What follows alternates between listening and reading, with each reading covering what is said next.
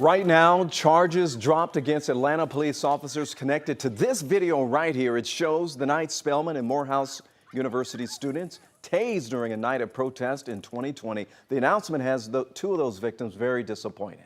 Joe Ripley joining us now with the very latest in this case. Joe? Yeah, this all happening today, but all stemming from that incident you saw there during the 2020 protests in downtown Atlanta following the murder of George Floyd. Officers stopping those two college students filming part of those protests, beating their car with a baton and then tasing them.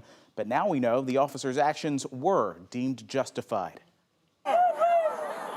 The scene caught on police body cam 2 years ago. Two college students, Messiah Young and Taniyah Pilgrim, tased by police as they were driving through downtown Atlanta, taking video of a social justice protest. A district attorney for the Cherokee Judicial Circuit announced Monday charges had been dismissed for all 6 officers involved in the incident. Former Fulton County Assistant DA Daryl Cohen weighs in. And you've got police officers who are just plain scared to death. They don't know what's going to happen.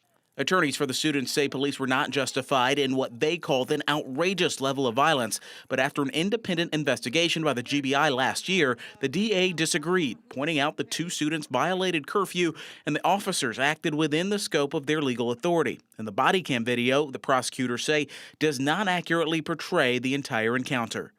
Police initially asked Young to stop and get out of the car, but he kept driving. When officers caught up with him, they started hitting his car with a baton. Officers then used tasers, shocking both Young and Pilgrim for several seconds. The 2 officers who tased the students were both fired, along with 2 other officers. 2 more officers were placed on desk duty following the incident. Attorneys for the officers say they look forward to returning to, quote, full duty with APD and may consider a counter lawsuit. In a statement, the students' attorneys say there needs to be more accountability when it comes to policing and use of force. This was looked at thoroughly and in every little detail.